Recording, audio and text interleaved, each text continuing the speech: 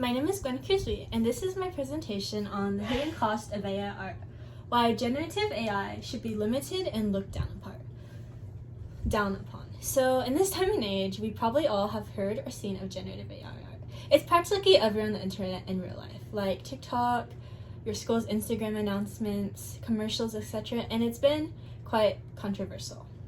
So AI slop has become this sort of infestation, and if you're an artist or someone who appreciates art like me, you'll likely be able to recognize its odd style and have a negative opinion of it.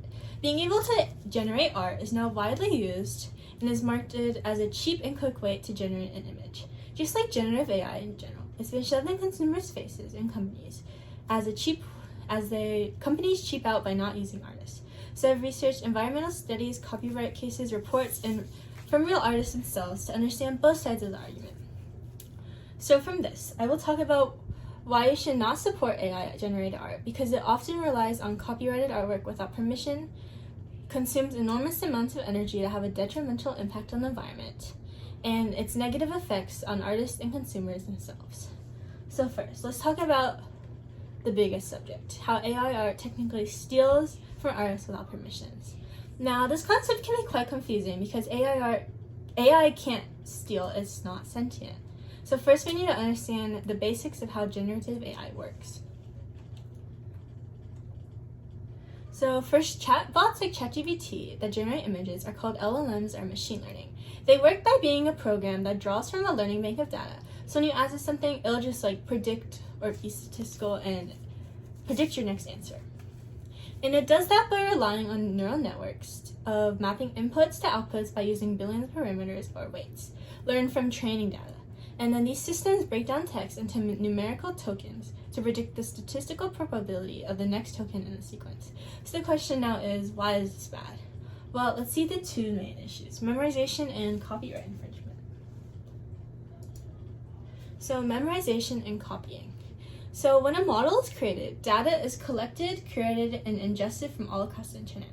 However, this can highlight the phenomenon of memorization, where a model can inadvertently recreate training data that's very similar. And this is the statement from OpenAI where they say, they acknowledge the potential for some memorization, but describe it as rare, unintended, and difficult to detect. A bug, not a feature. However, in this copyright claim, or this whole copyright case from the US government, they say that generative AI models sometimes output material that replicates or closely resembles copyrighted works. Users have demonstrated that generative AI can produce near exact replicas of still images from movies, copyright characters, or text from news stories. And these outputs likely infringe the reproduction right in the extent they adapt the originals. Now for copyright infringement itself. So there's this issue that starts all the way on when AIs are trained. As a professor explains, the process of training generative AI models is generally preceded by massive amounts of web scraping that results in millions of locally stored copies of copyrighted artworks.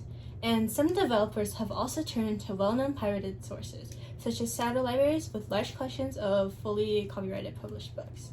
So essentially, AI is trained on billions of images, and many are copyrighted images from artists that they did not give permission to use. And this harms the artists because they do not give permission and they have their art stolen without their consent. And this is considered disrespectful and unethical. So now that we know how these AIs work and how it essentially can steal from artists, let's see the other side of the coin, its major environmental harm. And then this is its environmental harm. So generative AI has a huge environmental cost. It uses significant amounts of our water and energy resources and is only growing each year. So to start off with, AI models such as ChatGPT are trained and developed on an energy-hungry server in large warehouses called data centers. Now these are massively and growing in construction rate, and its main two concerns are its water and electricity usage.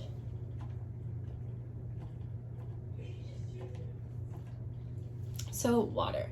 To start off with, AI centers use water massively with little transparency.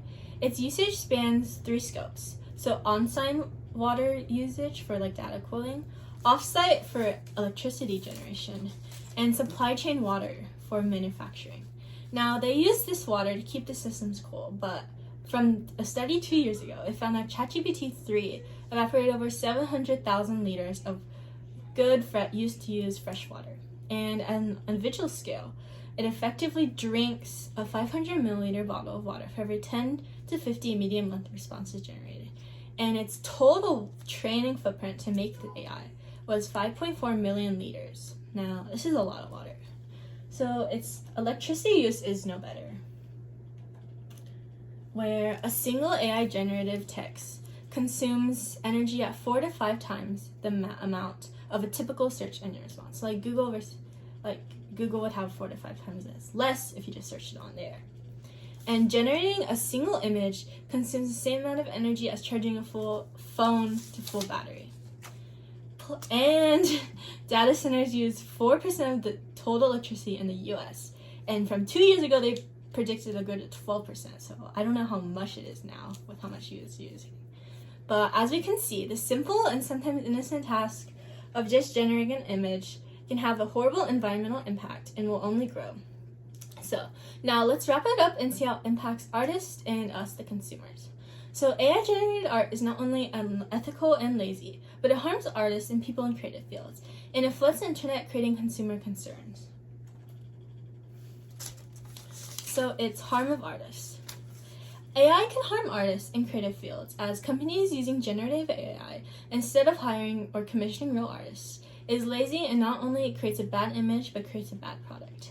It can hurt artists by creating fewer commissions, lower wages, and having them compete against free AI images. And this is quoted from an art conference, where they pointed out that artists may not only face a loss of income, they may find that their artistic identity, their brand, diluted or some say polluted, as a knockoff Picasso may satisfy every wish of a user, and no doubt it will be cheaper. So, not good. And now its impact on consumers. AI can harm artists and the creative field, as AI art floods the internet through lazy AI slop images, like fake advertisements, and can create misinformation. People can find it increasingly harder to differentiate it from real-world art. And then the Copyright Allegiance warned that the widespread unauthorized ingestion of copyrighted works will certainly appear to cause immeasurable harm to creators and copyright owners, both destroying existing asset and to be dealt with licensing markets and flooding the market with low-quality sensational material.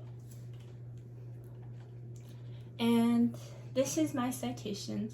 So I got most of it from this US copyright case in 2025. It's very recent, but they detailed the entire process of how AI just violates potential copyright rules. And then I got some from this environmental agency, then this very big and popular research paper about exactly how much water AI uses, and then how this case of Jetty Images and Stability AI, because they use their images from learning banks, and just other resources.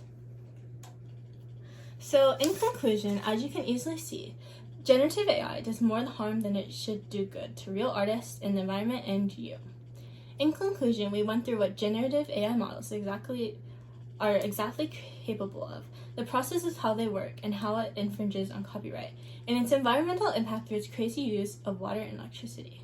With AI's growing popularity and promotion, I hope after watching this you understand its harm and how even just an image can contribute to the overall damage and spread of AI art. We should support transparency, stronger copyright protection, and the responsible use of the AI rather than allowing it to replace human creativity without limits. And this is my ending quote. Technology should help creativity, not replace the people who create it.